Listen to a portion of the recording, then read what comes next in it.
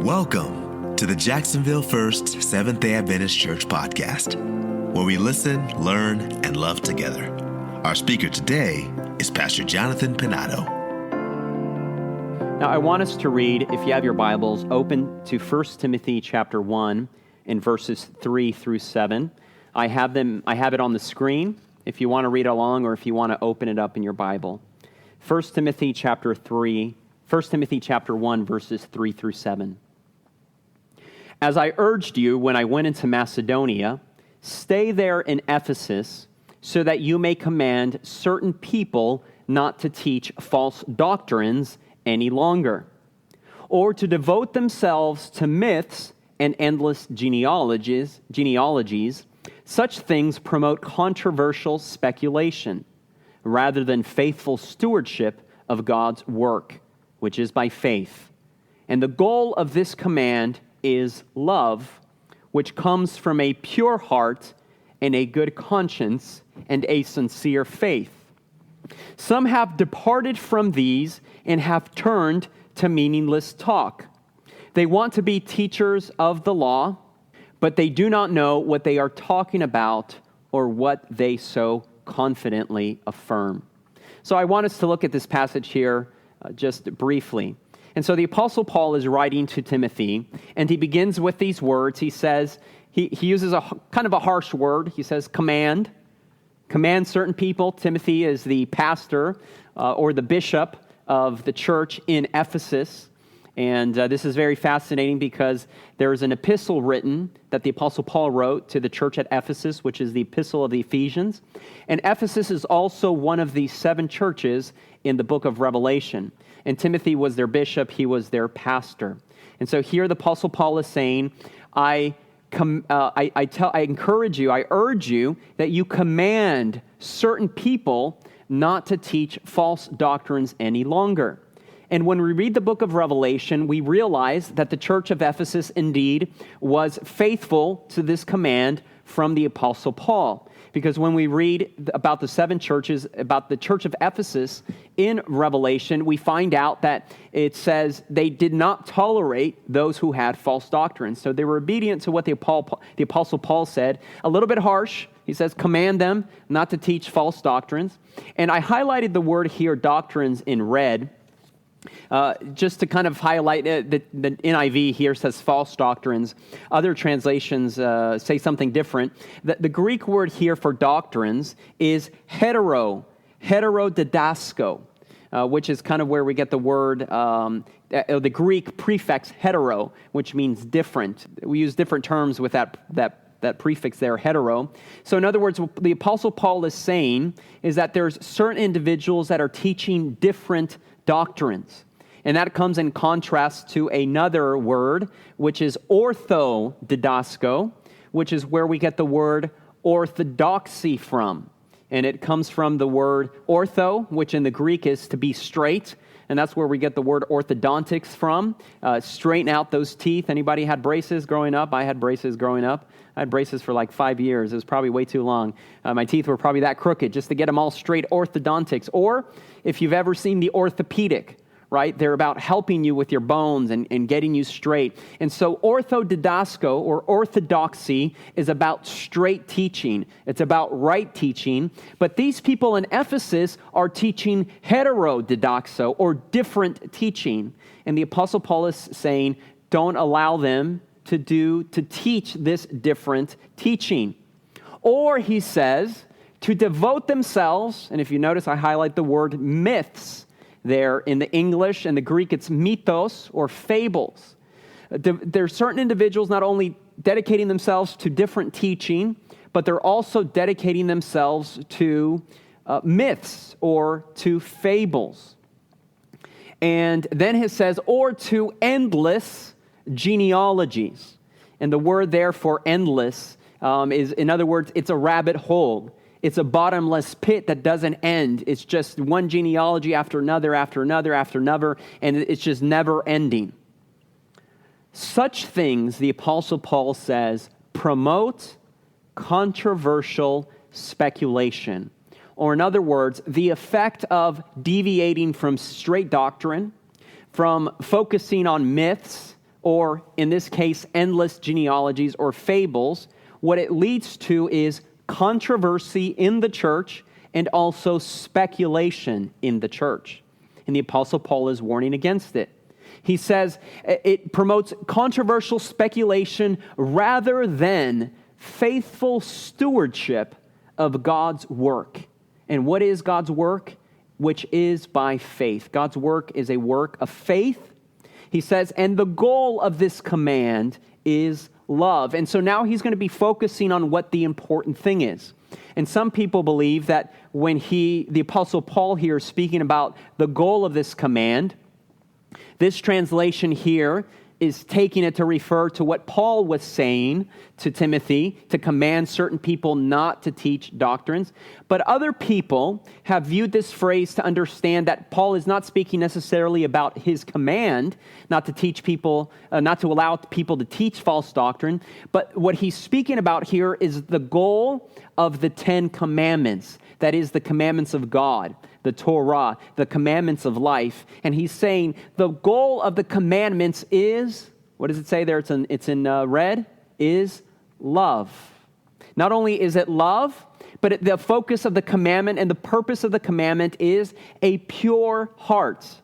And we're going to come back to this word here in a little bit. Purity of heart and a good conscience and a sincere faith.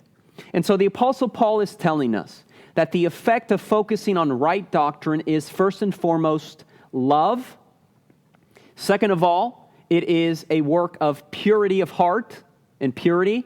Number 3, it is a work of a good conscience, having a clean conscience, a right conscience. And finally, it is a work of faith and sincerity of faith. These are the 4 elements that we should be focusing on, or I should say, these are the elements that the Apostle Paul is telling Timothy and the church at Ephesus that they need to focus on.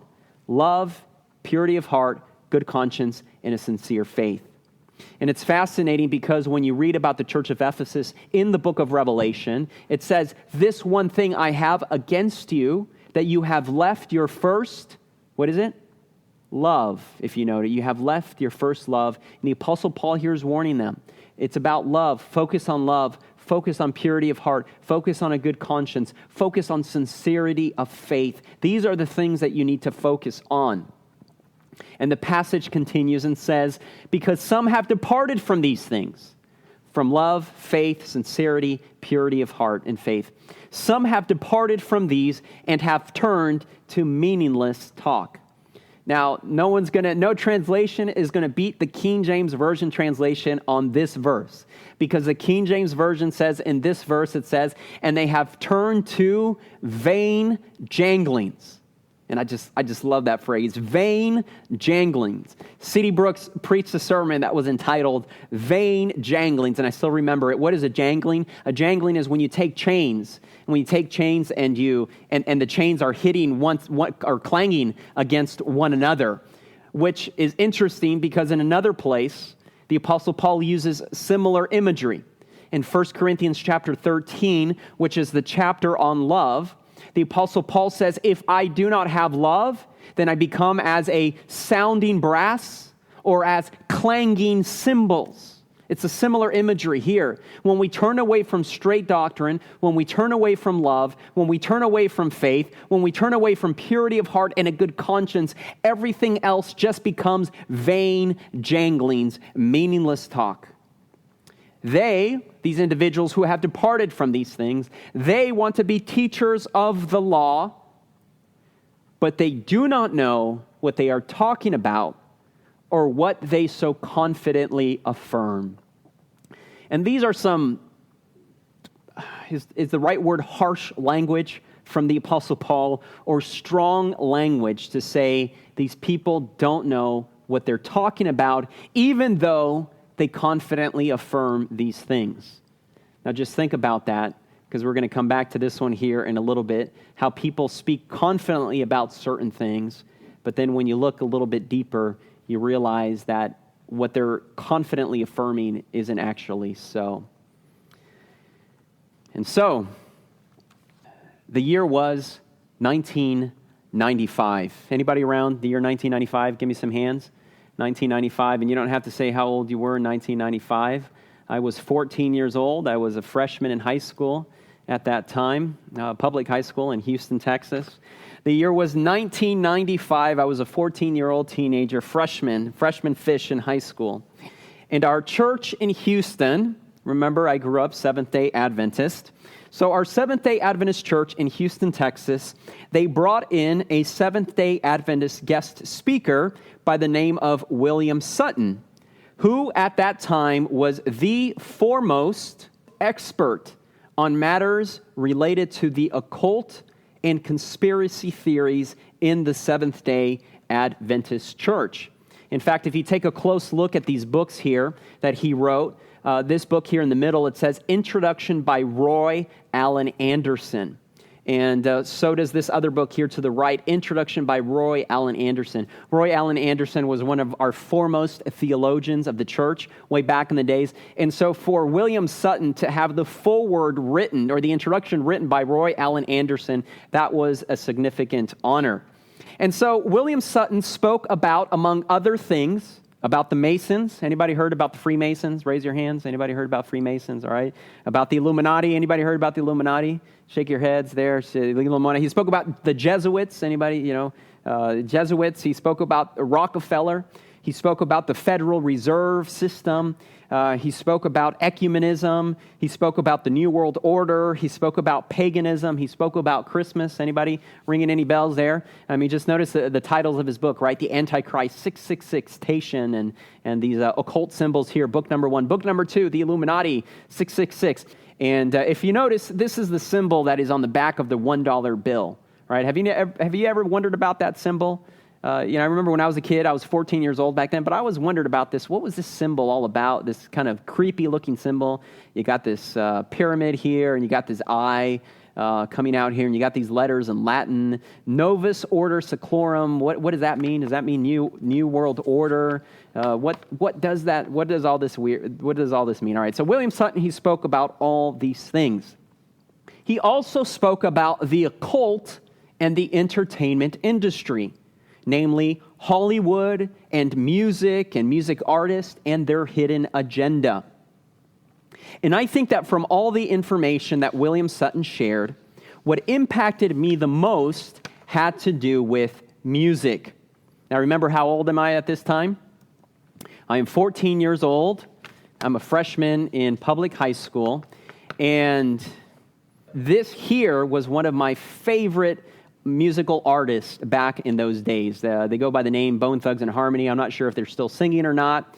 And this was just my favorite. I just loved them, and I would just immerse myself into Bone Thugs and Harmony. And so as William Sutton is sharing about the music industry and the entertainment industry and the relationship to the occult and these kinds of things, it's kind of obvious. I mean, we're looking at this image, right? Isn't it kind of obvious when we speak about the occult and the music industry? I mean, what do we got here? We got a skull.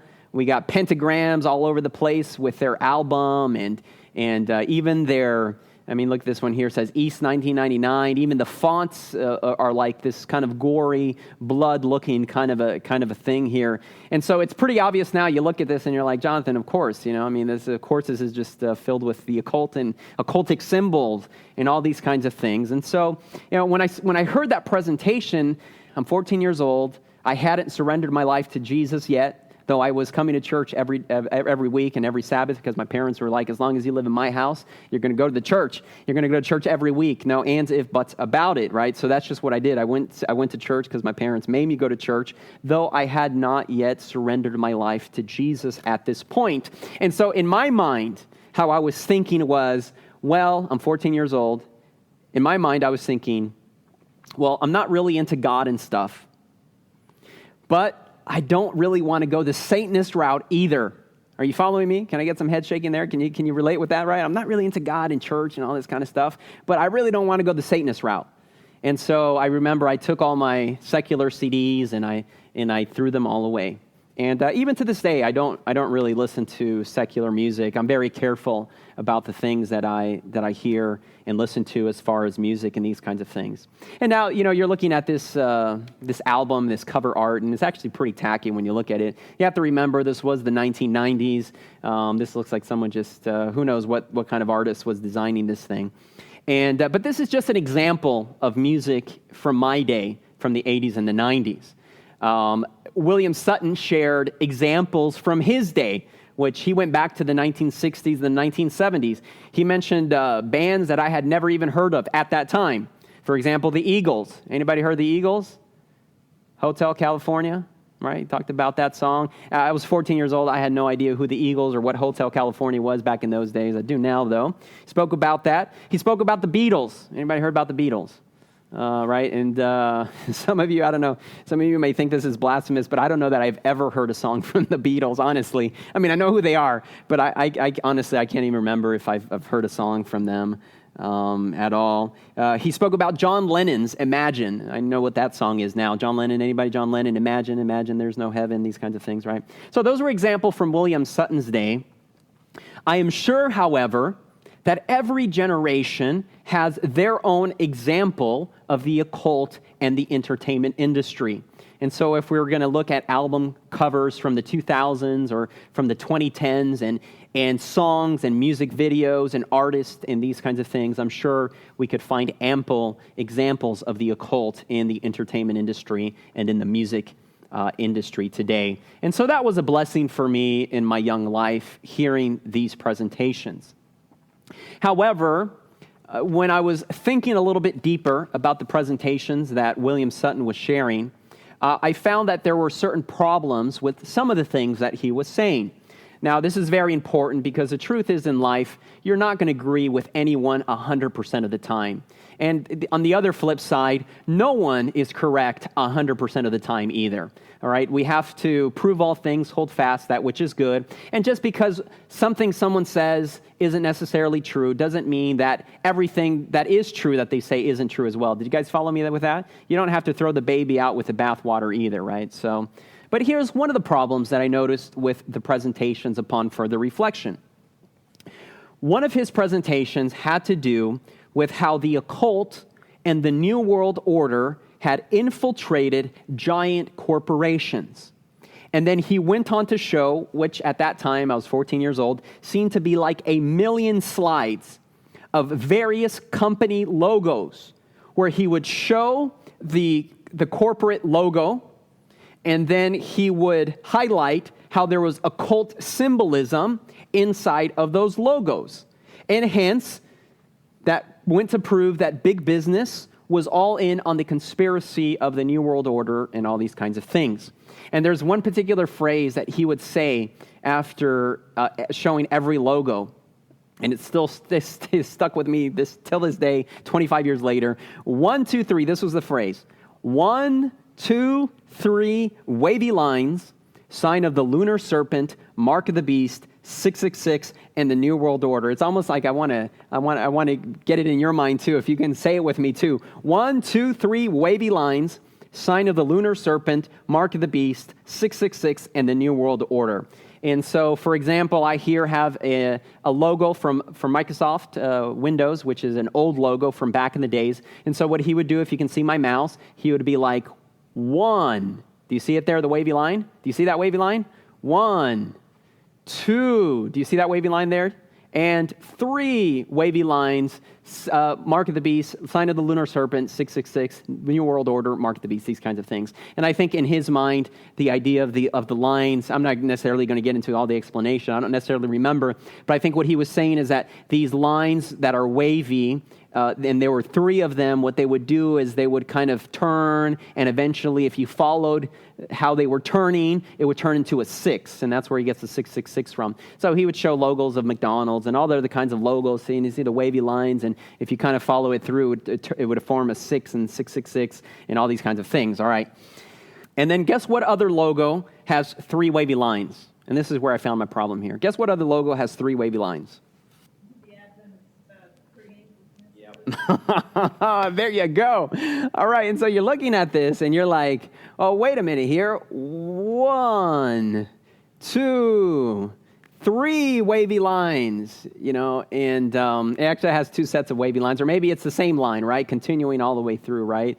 And maybe if we use our imagination, we could see a 6 there, right? And so, you kind of scratch your head with this a little bit, and so you start asking yourself, wait a minute, is a Seventh-day Adventist church also into the conspiracy? Is the Seventh-day Adventist church also into the New World Order and to the mark of the beast and all these kinds of things, right? Well, the truth, let me say, I just leave that as a rhetorical question. The answer is no, the Seventh-day Adventist church is not into these things, all right? So the problem is that sometimes in these types of presentations, the sky is the limit with regards to whatever connection your imagination can make. Sometimes evidence goes out the window, as does reason, and it becomes largely a subjective experience. And so I caution all of you and all of us about being careful about going down these rabbit holes.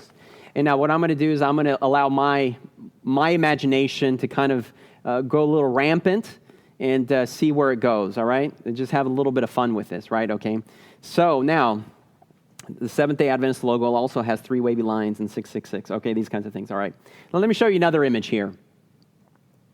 All right, and again, my apologies, that's a little bit blurry, but this is a painting that's entitled, at the bottom you can see it, The Way of Life. And do you see anything in this painting that is just a little bit weird, a little bit off? All right, what do you see there? Oh, yeah, you got this right. You got this eye, right? Where have we seen this eye before, right? On the back of the dollar bill and on the books of William Sutton on the covers and all these kinds of things, right? And so you look at this eye, and it's just this eye is kind of creepy there, and you're wondering, what in the world is this eye doing here? Now, let me just give you a little bit more information about this. This is a Seventh-day Adventist painting from early on. I don't remember exactly what year the Seventh-day Adventist Church commissioned this painting to be done, but this indeed is a Seventh-day Adventist painting, and you look at it, and you're like, man, this just is kind of creepy. What's this thing all about? Could it be that the Seventh-day Adventist Church is in on the conspiracy? All right, now I'm just letting my imagination run wild, okay? Now, what's fascinating about this painting here is that Ellen White makes a comment about this painting, and she doesn't mention the eye at all. The point of this painting that is objectionable to her is the fact that here, if you can kind of see this is the 10 Commandments. All right, this 10 Commandments on the tree of life. This is supposed to be the tree of life here. And the 10 Commandments and this tree of life is, if you notice, it's bigger, it's in the center, it's a very prominent piece. And now where is the cross of Jesus? Down here off to the side, kind of small, kind of out of the way. What really draws your mind are the 10 Commandments to the tree of life. And what Ellen White objected to in this painting was, she says, by looking at this painting, we can give the impression that according to Seventh-day Adventists, the way to life is by obedience to the 10 Commandments, rather than by faith in the death of Jesus Christ and faith in the merits of Jesus Christ. Are you following me here with this? All right. And so Ellen White herself, and you have to understand this is an artist, and art is kind of subjective, and it's kind of a work in progress. And so what Ellen White did, if I'm not mistaken, is Ellen White had this painting to be redrawn again a second time. And I think she even took money from her own funds to pay the artist to repaint the painting, and this is what it looks like. And it's entitled Jesus. This painting right here, this one is entitled Jesus, the Way of Life. Do you see a difference there? Do you see a difference there? Yeah, right? What is the center of our faith? The center of our faith is Jesus. Jesus is the way to life. It is the center of this painting. It should be the center of our personal experience, and it is the way that leads to life by faith in Jesus. Can you see where Mount Sinai and the 10 Commandments are in this painting? It's off over here. This is my cursor. This is Mount Sinai and the 10 Commandments on this painting. If you see the lightning and the thunder and the storm, that's kind of what it's trying to depict here. So this was the picture that Ellen White commissioned, And this is the one that had that final, if you want to say, authority, work in progress. All right, so let me go back here. You see a big difference. The Ten Commandments being the center versus Jesus being the center. Now, I'm just letting my imagination run wild a little bit, because how many of you believe that obedience is important? Obedience is important, right? Amen. It's important. But what have we done to the Ten Commandments in this painting? We have put it in the background. We don't even see the tablets of the Ten Commandments. Mount Sinai is off there to the background. Could it be that Seventh-day Adventists are no longer interested in obedience, that they're trying to, by putting the Ten Commandments and Mount Sinai in the background here, that they're trying to say obedience isn't important. It's all about faith, and it's all about grace, and it's all about Jesus. Could it be that the Seventh-day Adventist Church indeed is part of the conspiracy in the New World Order, 666, and the Mark of the Beast? All right, I'm being facetious here, all right? You see what my mind is doing? My imagination, right, is kind of going wild. The juices are turning, and I'm kind of just making stuff up, right? Of course not. Our theology is not based on paintings. Our theology is based on the Bible and what the teaching of the Bible says. So this is very important here, right? The sky is the limit. Now let's move on here. We're talking about conspiracy theories. Here is the definition of a conspiracy. A secret plan by a group to do something unlawful or harmful. Conspiracy, a secret plan by a group to do something unlawful or harmful. Now, when you look at this definition, you readily recognize that there is an element of truth to this definition. Are there conspiracies in this world, yes or no? Yes, they are. Right? If we take the definition, are there groups of individuals who try to do unlawful or harmful things? Yes, they are. And do these groups like to keep those plans secret? Yes, they do. This happens. It's true. Conspiracy happens.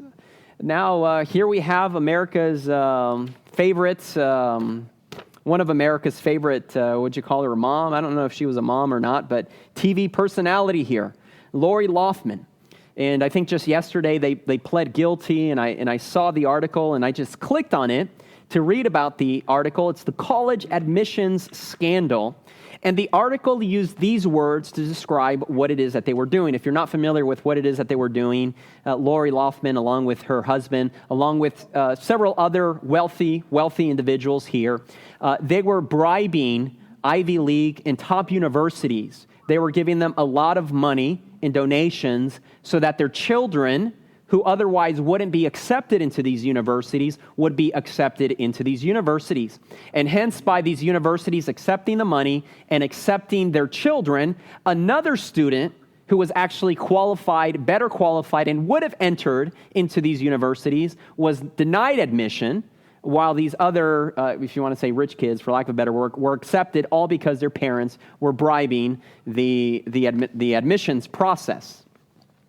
And so the article says, and this is what the article says. It says this. It says, this was the college admission scandal, what Lori Loughlin and many others did. This was, it says, a conspiracy.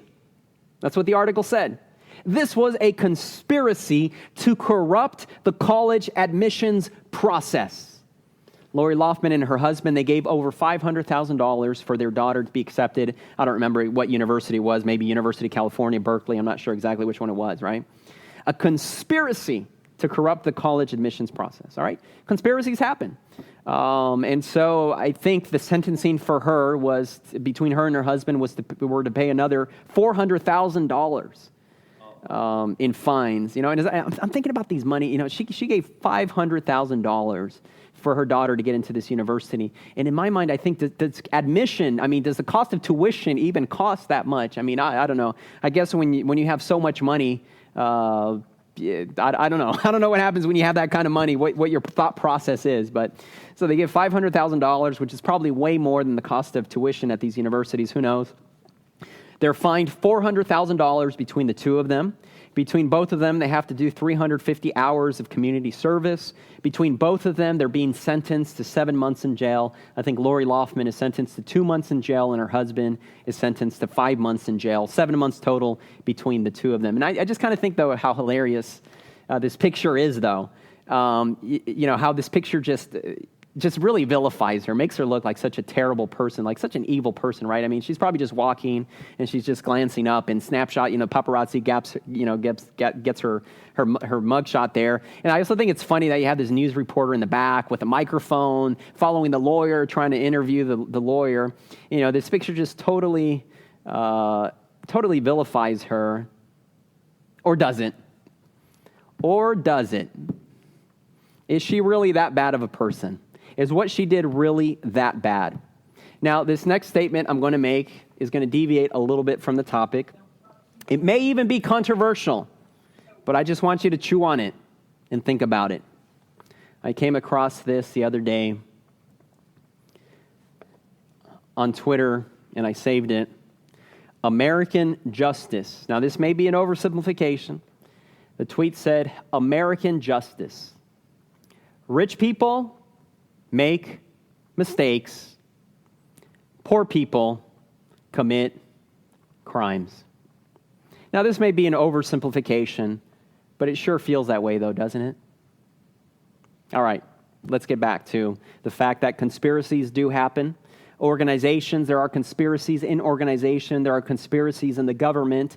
There are even conspiracies in the church where small groups, they want to do something either against the pastor, or sometimes it's the pastor wanting to do something against a church member, or sometimes it's with the conference or whatever it is. Conspiracies take place. Let's move on here. Now, this is another definition for conspiracy theories. A belief that some covert but influential organization is responsible for a circumstance or event. All right, now the emphasis here is that we're talking about now organizations. No longer is it just a small group of people, but now we're talking about an influential organization responsible for certain things happening. When we look at this definition, that's where the Masons come up and the Illuminati's behind it and Jesuits are behind it and these kinds of things, all right? Now, when we look at this definition again, there is indeed an element of truth here as well. I just mentioned the Jesuits. All right, we know this is a matter of fact. This is a matter of history. We know that Jesuits historically have meddled in political affairs of various nations. And because of their meddling in political affairs and government issues of various nations in the past, Jesuits as a whole have been expelled from these countries.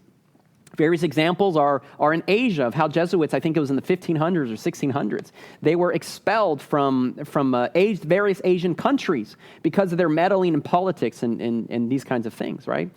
Jesuits, and they actually make no apology for it, because Jesuits, one of their MO is that they believe that they need to influence government for the kingdom of God, in their idea. They're the Society of Jesus, and so they want to influence government for the kingdom of heaven. That's why they do the things that they do. What's funny is that evangelicals here in this country also meddle in politics because they also believe that our political government needs to be influenced by the kingdom of heaven and the values of the kingdom of heaven, and so they try to separate and blur the line of the separation of church and state, which Seventh-day Adventists, we like to keep a clear distinction between church and state. But anyways, so there's an element of truth to this definition. Also, another aspect of this definition that is also true is that small groups, listen to me here carefully, small groups indeed rule over larger groups. That is just true. Whether it's a democratic process whereby we elect representatives to govern our country, or whether it is a totalitarian process whereby a small group leads the country, the truth is not everyone cannot be in charge. It is always a small group that leads organizations or countries or governments, or you name it, that's what it is. There has to be a leader, and there has to be a team making decisions. Now, thankfully, we live in a country where if we don't like the decisions of the small group, we have the opportunity to vote for other leaders, and we hope that that makes a difference. Though some in my generation and in the millennial generation, we kind of don't believe voting makes a difference. Though the older generation says it does make a difference, I'm not so sure. I'm kind of on the fence on that one, even though I still go and vote. But anyways, in the church, it's the same way. We have the church. It's a large group of people. But the ones who make make the decisions are the church board, along with the pastor. Sometimes we have business meetings where we bring things to the church body in general. But for the most part, it's the small group that is leading the congregation, that's leading a church. So the statement is true. The danger, however, is to take these ideas to an extreme. Notice what the Bible says here in Isaiah chapter 8 and verse 12. Again, if you want to write it down, the reference, or if you want to look it up in your Bible, Isaiah chapter 8 and verse 12, it says, "Do not call a conspiracy everything this people calls a conspiracy. Do not fear what they fear, and do not dread it." So I think here is very good counsel from the Bible regarding balance. Understanding there are conspiracies, but let's not take it to an extreme. Let's not call everything a conspiracy.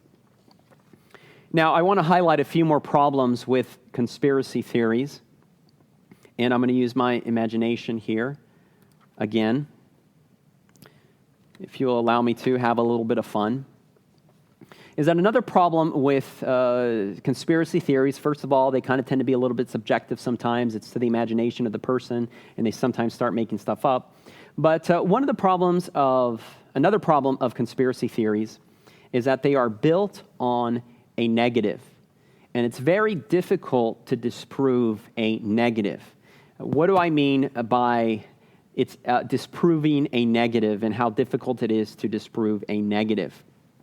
Okay, so using my imagination, I think I shared this with you in previous sermons, but I have been, yes, your pastor, your very own Seventh-day Adventist pastor, has been asked by members and attendees here at Jacksonville First. I have been asked if I am a Jesuit.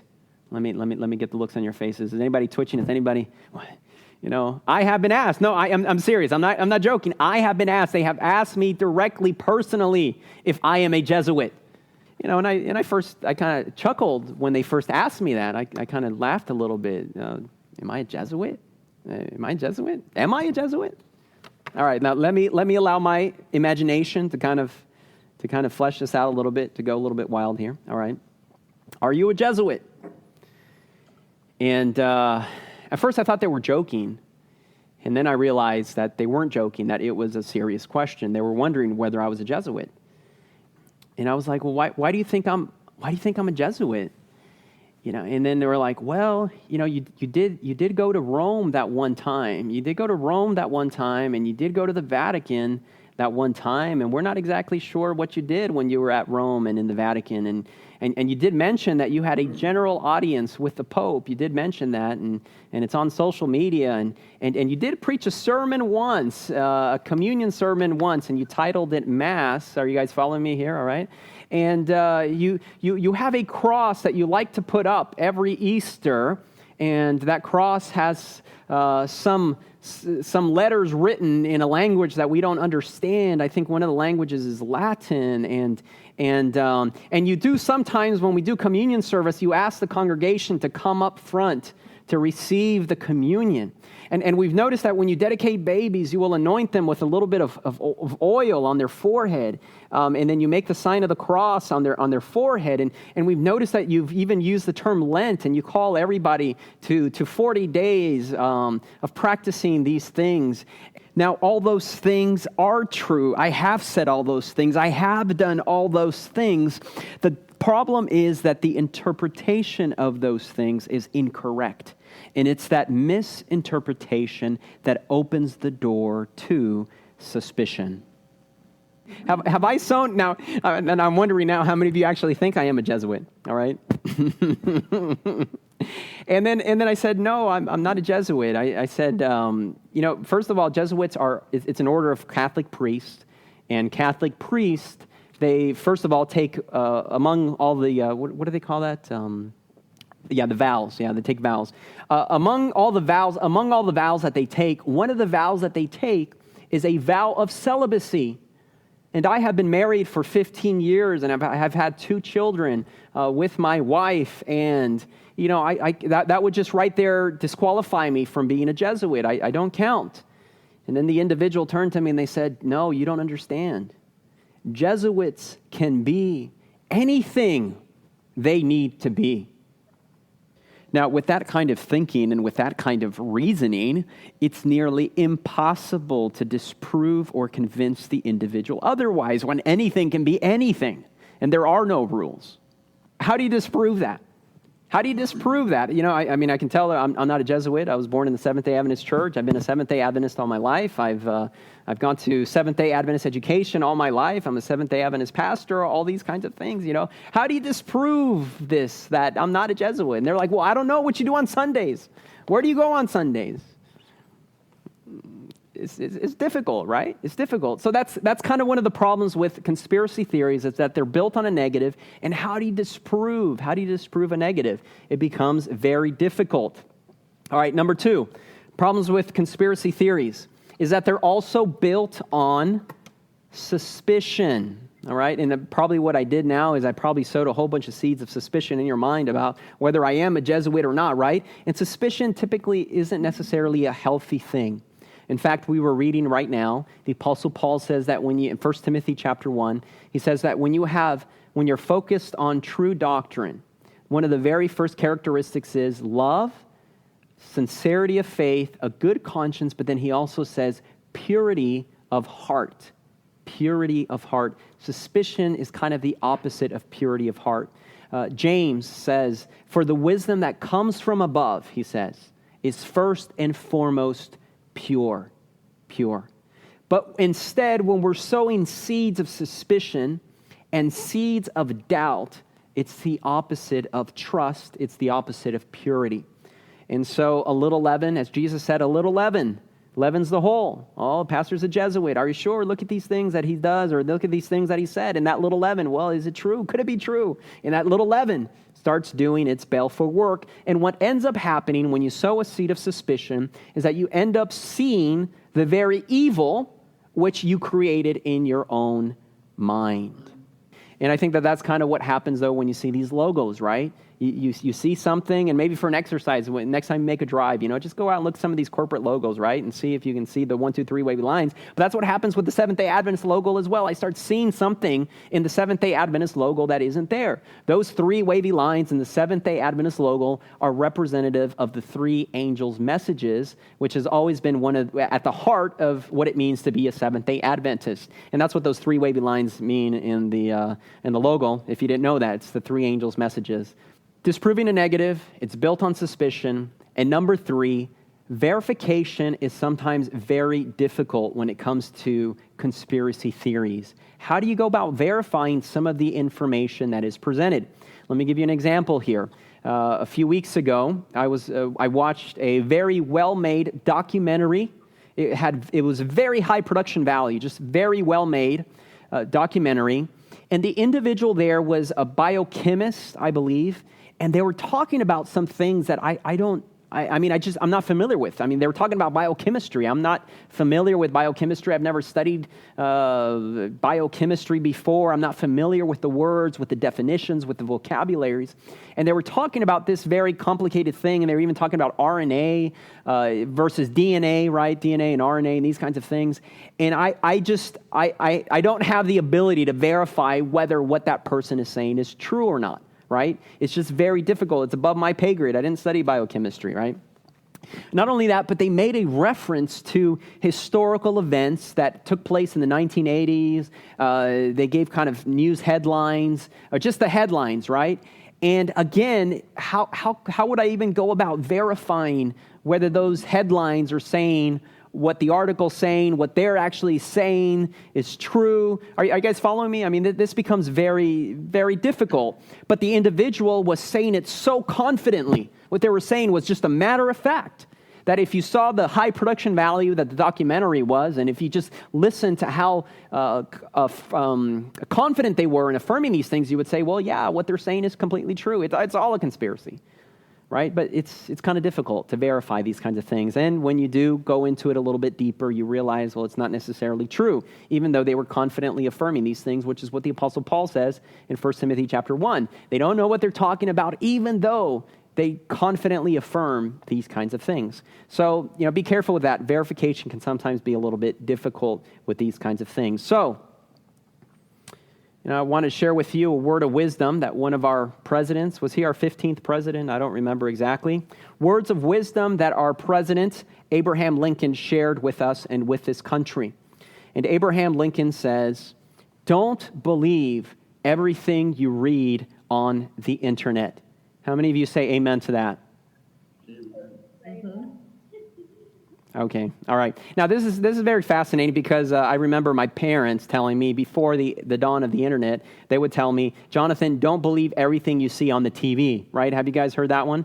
Don't believe everything you see on the TV, right? Well, now it's changed. Don't believe everything you see on the internet. What I didn't realize was that Abraham Lincoln had an iPhone. Did you guys know that?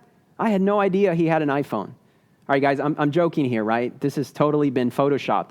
Abraham Lincoln did not say this. They did not have the internet in the days of Abraham Lincoln. Abraham Lincoln did not have an iPhone. All right, this is a joke. This is just a joke, but it's true. Don't believe everything you see on the TV or on the internet just because it has high production value or whatever. All right, something else. Facebook posts. Now, Facebook is great, but Facebook posts are not in and of themselves trustworthy.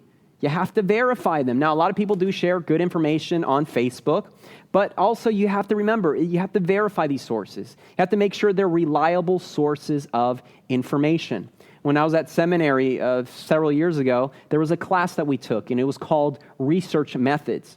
And one of the things that we learned in that class was how to go ahead and verify sources, how to know whether what you were reading was a legitimate take, whether it was reasonable what you were reading, how to be able to look at websites and see, well, this is a legitimate website versus an illegitimate website. And a lot of people get scammed because they're not able to tell the difference. You know, they get a little text message, or they get an email, or they see something on Facebook or something on the internet, and they're not able to vet that what it is, that source of information that they do, and so many people get scammed. And they click, and that's probably one of the worst things you can do. Click here to learn more information. That's exactly how you open your computer to all kinds of viruses and things like that. You know, be careful with that. Be careful with these chain emails that make some outrageous statements, and then they say, oh, you know, share this with as many people as you can. You know, be careful with all those kinds of chain emails. So let's be careful, because there's so much unvetted, unproven, salacious, fact-free, photoshopped stuff out there. Let's be careful. Another question that I like to ask myself when I'm dealing with conspiracy theories also is the question, well, what difference does this information make in my life? What difference does it make? I'm going to use my imagination here again a little bit. So let's try to pursue one of these conspiracies. All right, let's say the conspiracy is Bill Gates and Microsoft. They're in on the New World Order and vaccination, and they're spying on you and they're listening to you, which is actually kind of true. But we'll talk about that later, right? But let's just say, okay, all right, Bill Gates, they're all in it, and so what does that mean? Does that mean then I have to get rid of my PC computer? Does that mean I have to get rid of, and does that mean then I have to go use an Apple computer? Well, wait a minute, because Apple is in on it too, right? All right, so I have to get rid of my PC computer because they're all in on it. I have to get rid of my Apple computer. But you know what? Google is on it too. So you have to get rid of your iPhone. You have to get rid of your Android phone because they're all running this OS from these companies.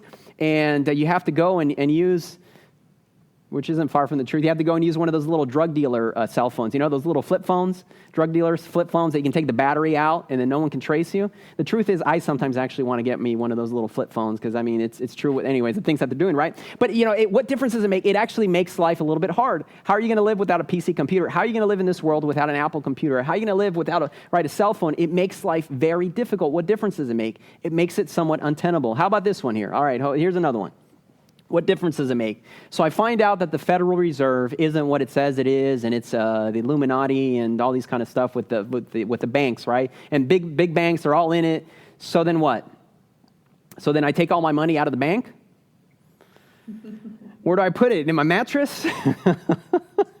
Or wait a minute, but if the dollar bill is also, it has that Masonic symbol on the back of it, how could I be using currency, which is all about the Illuminati and these kinds of things? Well, then what you have to do is take all your money, dollar bills, and change them to gold bullion, right? And then you have it that way. And then show up to the grocery store with a couple gold coins to try to make a purchase and just see what happens.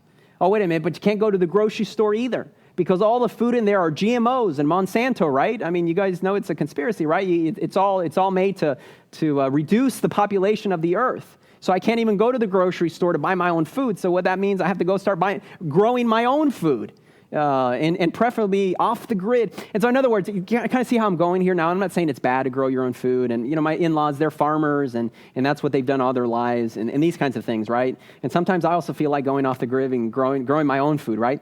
But for the most part, it's impractical sometimes to follow these things to their natural conclusion. What difference does it make? Sometimes, not much. Now, a friend of mine who is a pastor shared this tweet the other day, and it is a different take on the words of Jesus in the Gospel of John when Jesus was addressing Peter, and Peter was asking him all kinds of questions after the resurrection about John and about, well, what about this person? What about that person? So here's the tweet. Even if the conspiracy is 100% true, what is that to thee? You follow me. For I will never leave you nor forsake you, says the Lord. And then finally, number 5 is that sometimes these things, conspiracy theories, are actually a distraction from the preaching of the gospel, which is what we started with in 1 Timothy chapter 1, where the Apostle Paul says, these people who are teaching these other doctrines, teaching these myths, and devoting themselves to these endless genealogies, what it's actually doing is it's creating controversy and it's creating speculation. People are departing from love. They're departing from sincerity of faith. They're departing from purity of heart and from a good conscience. They're departing from these things and they're going down this different way. Sometimes these things are a distraction. I shared with you a sermon from Pastor Ron Kelly, who is the pastor of the Village Church at Berrien Springs, Michigan, and he had a very good sermon about conspiracy theories in the Bible. I could probably send it out to you again if you want to listen to it. Very fascinating, very good sermon. We don't want to be distracted from our focus, which our focus is the gospel message. So let's not see a boogeyman behind every corner. Let's not see a conspiracy behind everything. Let's verify our sources. And yet, having said everything that I have just said, there are conspiracies. There are cover-ups. We live in an age, listen to me here, we live in an age where it is difficult to know who we can trust or what we can trust or what is true. News sources today are biased, and they're biased on both sides. News sources today, instead of being sources of objective information, are trending towards partisanship and opinion pieces. Sources of objective information are hard to come by today. Sources, not only that, but sources of authority have indeed let us down. Sources of authority have misled us. Sources of authority have misinformed us. Sources of authority have willfully and have intentionally deceived us, and they have lied to us. It's the truth. It's what's happened. Doctors and scientists have misled us and sometimes even have lied to us. And I don't know if that's too harsh of a word to say, but I don't think so. Now, one of the ideas that I'm hearing right now with the COVID-19 coronavirus is whether the coronavirus is man-made or not. Now, I personally don't think it's man-made. I think it's just happened, right? But you never know. In fact, we never find out about the truth of these things in the present. It is only sometimes years later, decades later, that the truth finally comes out. And so I understand why people are wondering, well, I think this is a man-made thing. Like I said, again, I don't personally think it's a man-made thing, but, if it comes out that it is, it wouldn't surprise me, right? I know why some people have an aversion to vaccines. Now, I get my little guy vaccinated, and if I have to get vaccinated, I get vaccinated as well. But I understand why there is a distrust of wanting to get our children vaccinated. I get it. Our trust in authority has been eroded or is being eroded. Let me tell you here a little story. This is just an anecdotal story. But it's a story. Take it for what it's worth, a grain of salt or whatever it is. I remember back, it must have been the summer of 2000 or the summer of 2001. I was 19 or 20. I don't remember. And that summer, I spent it in St. Louis, Missouri. I was a Bible worker with a MAGA book program, a Cole Porter program of students there at the St. Louis Central Church for the summer. And while I was there one of those summers, a couple, I forget exactly who they were. I think they were church workers at our, yes, they were professors at our Adventist University in Brazil. And so they only spoke Portuguese and they only spoke Spanish. And so they came to St. Louis to one of the universities there. I think they have a children's hospital there that's world-renowned in St. Louis. I don't exactly remember. Maybe it's one of the Jewish hospitals. I don't remember exactly. But they came to the hospitals, and they brought their two sons, because their two sons and their sons were maybe 4 or 5 years old, maybe 3 years old, both their sons. And their sons had this genetic problem that their organs would keep growing, but their bone and skeletal, their skeletal and their bone, their skeletons and their skeleton, is that right? Or their skeletal system, their bones wouldn't grow. And so eventually their organs would keep growing, but they're in this little body, and eventually they die. And it just so happened that the wife, it's a very rare disease, the wife happened to be a carrier of the disease, and the husband was a carrier of the disease as well. One of those things that the odds are against you, but every once in a while it happens. And so both of them had the carrier of this gene, and unfortunately every child that they had came out with this disease. And I think they called it a pigeon chest, because it just their chest would grow and grow, or the organs would grow, but their bones or nothing would grow. And they eventually would die around 8, 9, 10 years old. Since they didn't speak English, they contacted the church, and the church asked me if I could translate for them. The doctor, they'd be meeting with the doctor, the researcher for the medication. He would speak to me in English. I would speak to them in Spanish and communicate that way with them and try to translate for them. And as I'm there, I'm just 19, 20 years old. I'm not, I don't necessarily know all the ins and outs of these kinds of things. But I remember that the doctor at that hospital, he specifically said, because he was working on a cure for this, he said, the pharmaceutical companies could make a cure for this disease in no time, like this. The problem is the pharmaceutical companies do not want to spend the amount of money that it will take to come up with a cure, because so few people have this disease that the amount of money that they spend in discovering the cure will never pay itself off. Are you guys following me here? It's not profitable for them to pursue a cure for this disease.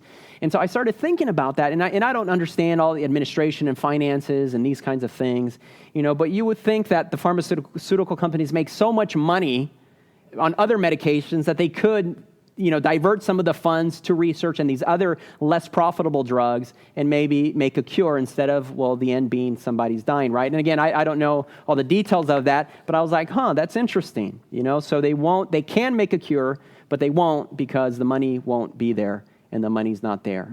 So I get it. Doctors and scientists and these kinds of things happen. Not only is it my own anecdotal story, but the syphilis study in Tuskegee, Alabama, and this is real, and this took place. It took place, if you notice the dates, from 1930 to 1978. I'm thinking of Brother Ray and Sister Anna, who are from Alabama, and probably others who have heard about this. What was this syphilis study from 1930 to 1972? Over 400 African-American males were intentionally injected with syphilis in Tuskegee, Alabama. I don't know if you can tell it out. You can tell here, but here's the researcher, the scientist. He has the needle, and he's injecting this individual with the syphilis. He's doing it again here on this bottom one here, and these are some of the men who participated in this study. They participated in this study without consent. These men had no idea that they were being injected with syphilis. In fact, the scientists and the doctors doing this research were telling them that this was a special free treatment that they were receiving. Can you imagine that? The only reason that this project stopped was because a news story broke out about it. Can you imagine that? A news story broke out about it. Now, does that sound familiar? of a situation that took place, I don't want to necessarily go that route, but in Brunswick, Georgia, back in February, and nothing happened until a news story broke out about it just now. The more things change, the more they stay the same. Now, not only that, but this study took place for 42 years. Now, what's happening between 1930 and 1972? World War II happens in the middle of this time. And the Nazis are in Germany, and they are also in their concentration camps experimenting on humans and burning their skin and doing all kinds of terrible things. And when World War II is over in 1948, the UN makes a resolution against what Germany was doing and against what the Nazi scientists were doing on these people in their concentration camp. The syphilis study in Tuskegee, Alabama continues despite it all. In 1953, the United States also passes a resolution against these types of things. The syphilis study in Tuskegee, Alabama continues. So I understand that sources of authority, doctors and scientists, have misled us and they have lied to us. And indeed, while I say let's be careful of conspiracies, conspiracies indeed happen and have happened. In fact, I came across this information because part of my doctoral work, I'm doing this project and this research. I had to get certified through a separate institute that shares with us about things not to do when you're doing science and research.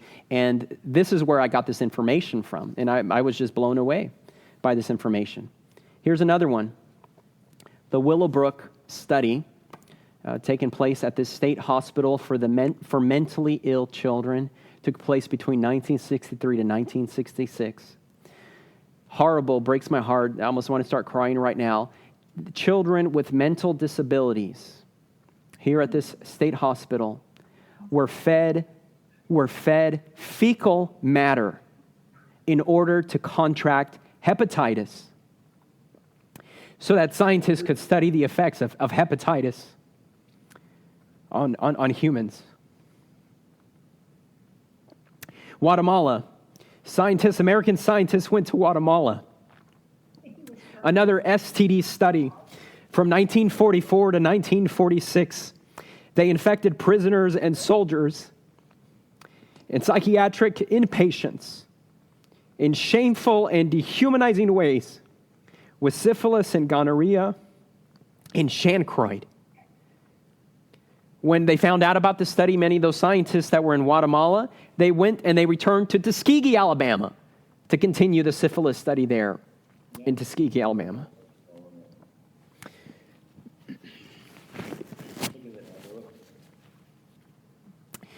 So I understand trust in authority figures has been eroded. Scientists have lied to us. Researchers have deceived us. Family members have lied to us.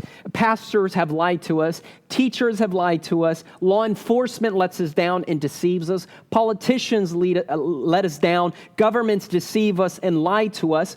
The question is, who can we trust in this age? It happens. While we have to be careful of conspiracies on one hand, on the other side, they happen and they take place. Notice what the Bible says here in Jeremiah chapter 11 and verse 9. Isaiah says, don't call everything a conspiracy that this people calls a conspiracy. And yet in Jeremiah chapter 11 and verse 9, then the Lord said to me, there is a conspiracy among the people of Judah and those who live in Jerusalem. There is a conspiracy. And then the Lord goes on to name them. It says, their kings and their officials and their princes and their priests and their prophets and their people. And for part, I like the alliteration that is used here. Their princes and priests and prophets and people, the kings and the officials. The Bible says they're all in it on the conspiracy. And what was the conspiracy here? According to Ezekiel, the conspiracy was the princes are devouring the people. They take treasures, they take the precious things, and they make many widows within Jerusalem. Her priests, they do violence to my law, and they profane my holy things. My priests do not distinguish between the holy and the common. They teach, my priests, that there is no difference between the unclean and the clean. And they shut their eyes to the keeping of my Sabbaths, so that I am profaned among them. Her officials, her government officials, within her, they are like wolves. They are tearing their prey. The officials, they shed blood and they kill people to make unjust gain. Her prophets, they have whitewashed these deeds for them by false visions and lying divinations. The prophets, they say, this is what the sovereign Lord says when the Lord has not spoken. And finally, the people of the land, they practice extortion and they commit robbery. The people of the land oppress the poor and they oppress the needy and they mistreat the foreigner, denying them justice. And so while we have to be careful of conspiracies on one hand, on the other hand, the Bible tells us that conspiracies do happen. A few other examples. Daniel in the lion's den. There was a conspiracy behind the scenes to make sure that Daniel would be put in that lion's den. It was a conspiracy. Daniel was set up. Daniel was falsely accused. It happened. Conspiracies do happen. Conspiracies are true.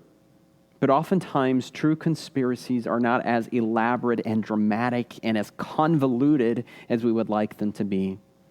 Simply, true conspiracies are about someone doing some form of injustice and harm to someone else. That's it. Furthermore, in the book of Daniel, in Daniel chapter 8 and Daniel chapter 11, when it speaks about the little horn power, the king of the north, it describes the king of the north, the little horn power, as a power, an individual that sits at the table across from other kings, saying one thing, but in their heart have their mind set on something else. That is a conspiracy. Nehemiah experienced a conspiracy when he was trying to build the walls of Jerusalem, but then Sanballat and the Samaritans were trying to do everything they could to make sure that that didn't take place. It was a conspiracy. Esther experienced a conspiracy in Haman, trying to make sure that a decree would be passed that all the Jews would be murdered. Jesus experienced a conspiracy as well, where the leaders of the Jewish nation wanted to kill Jesus and crucify him, but they did it secretly. The Apostle Paul experienced conspiracies as well, when also Jewish leaders made a vow that they made sure that none of them would eat anything until they made sure they had murdered the Apostle Paul. The book of Revelation presents, in Revelation 18, presents the kings of the earth and the mighty men and the merchants of the earth and the sailors. They all mention them together in the end of time, and they say that they will make an alliance between Babylon, fallen and corrupt religion, and all of them, the kings of the earth, the leaders of the earth, the merchants, the sea captains, even the musicians. Revelation 18 mentions the musicians. All of them will join together in a conspiracy against God's people. And so, in conclusion, first of all, let's prove all things and hold fast to that which is true. Number one, let's try to vet information as best as we can. Number two, let's have a healthy amount of skepticism to a certain extent. Skepticism is not all bad. Let's have a healthy amount of skepticism. Let's not be naive and gullible on both sides. Let's not be naive and gullible that everything is a conspiracy. But also, let's not be naive and gullible on the other side where nothing is a conspiracy. Let's have a healthy amount of skepticism. Let's also try to avoid cynicism and distrust of authorities without reason.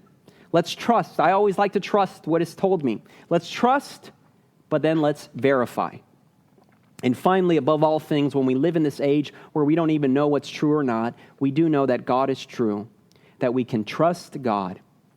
Let's not assume also in this coronavirus pandemic, let's not assume that things can't get worse, but let's not assume that things won't get better. Let's take time to pray.